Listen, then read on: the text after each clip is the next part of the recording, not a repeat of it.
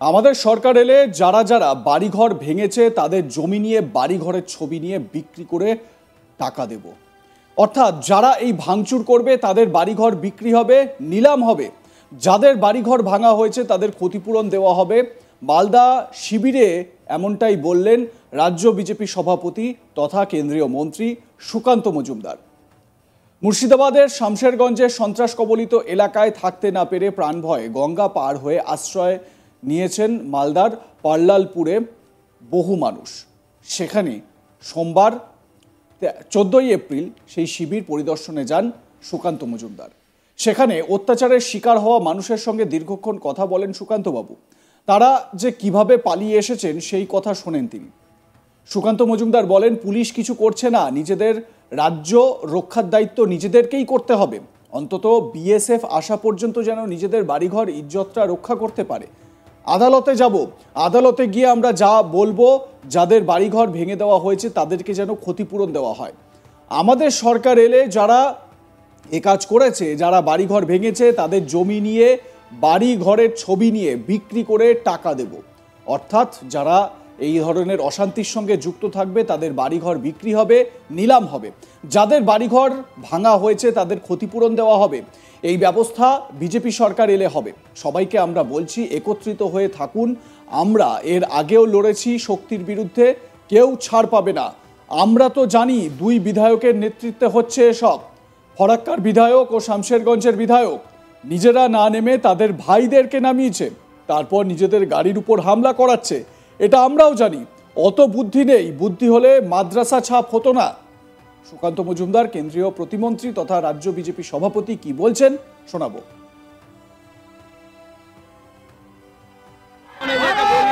Police যেহেতু কিছু করছে না, আমাদের নিজের আত্মরক্ষার ব্যবস্থা নিজেদেরকে করতে হবে।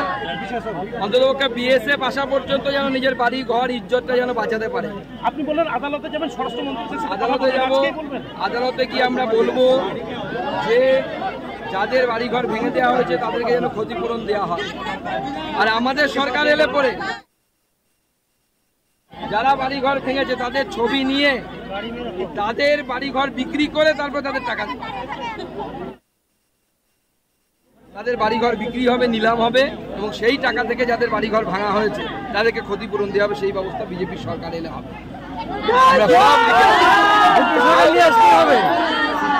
সবাইকে আমি বলছি, একত্রিত হয়ে থাকুন। আমরা এর আগেও লড়েছি, শক্তির বিরুদ্ধে আমরা লড়ব। রাজনৈতিক নেতা বা কর্মী হলে তাদেরকেও ছাড় দেওয়া হবে না, কেউ ছাড় দেওয়া হবে না, কেউ ছাড় পাবে না। যারা বাড়িঘর ভেঙেছে, আমরা তো জানি দুই বিধায়কের নেতৃত্বে হচ্ছে, ফারাক্কার বিধায়ক আর এদিকে শামশেরগঞ্জের বিধায়ক।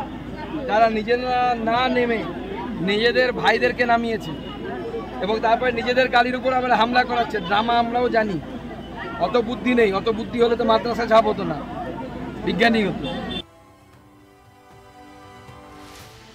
শুনলেন তো সুকান্ত মজুমদারের দাবি। তিনি বলছেন সরকারে এলে যারা বাড়িঘর ভেঙেছে, যারা অশান্তি করেছে তাদের বাড়িঘর বিক্রি করে, নিলাম করে, যাদের বাড়ি জমি সব চলে গিয়েছে, নষ্ট হয়েছে, তাদেরকে দেওয়া হবে। এ যেন ঠিক যোগী রাজ্যের মতন ব্যবস্থা। উত্তরপ্রদেশের মুখ্যমন্ত্রী যোগী আদিত্যনাথও নিজের রাজ্যে এই একই বিধান মেনে চলেন। যারা অশান্তি করবে, যারা সরকারি সম্পত্তি নষ্ট করবে, তাদের সম্পত্তি জমি জমা বিক্রি করে সেই ভরপাই করা হবে।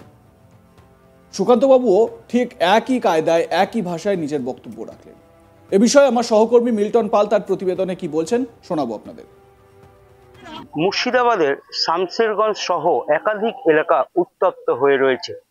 ওই এলাকায় যে বাড়িগুলো রয়েছে, যে বাড়ি ভাঙচুর করা হয়েছে, এমনকি অগ্নিসংযোগ করা হয়েছে, ওই এলাকার অর্থাৎ শামশেরগঞ্জের বেদবোনা গ্রাম, সেই গ্রামের মানুষজন আতঙ্কিত হয়ে রয়েছেন।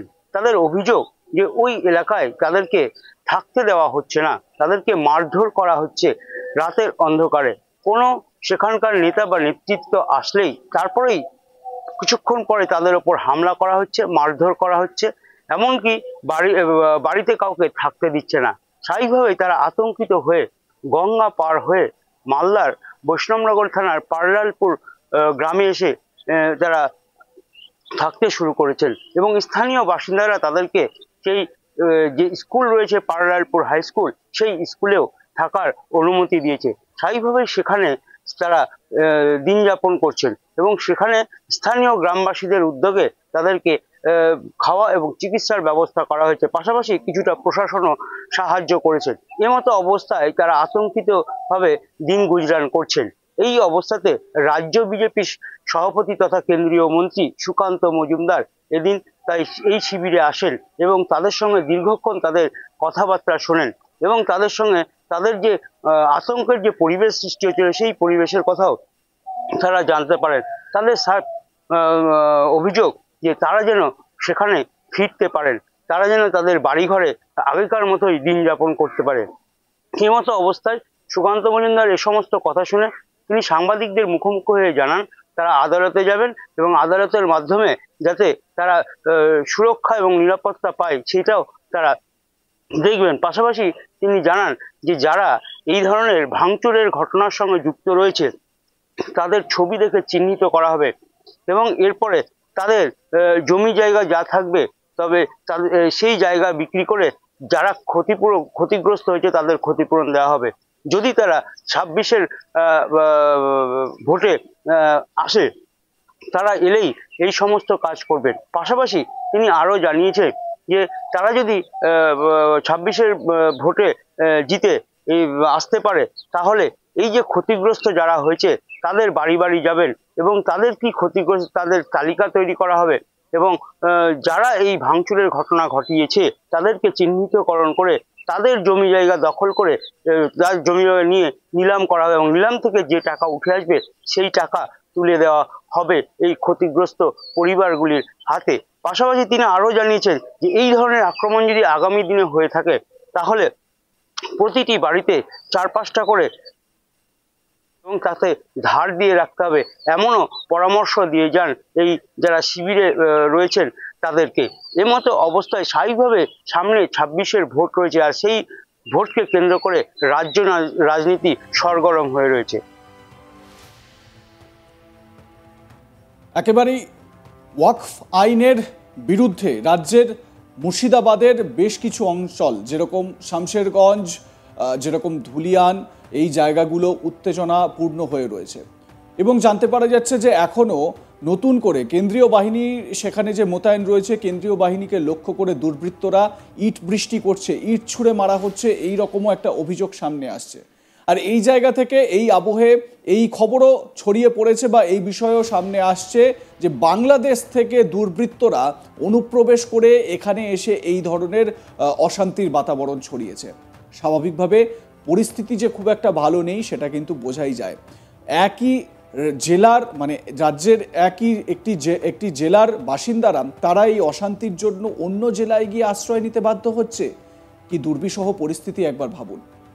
আপনাদের মতামত কি জানাতে ভুলবেন না। দেখতে থাকুন আজ তাক বাংলা। সাবস্ক্রাইব করুন আমাদের ইউটিউব চ্যানেলটি, বেল আইকন প্রেস করুন নোটিফিকেশন পেতে।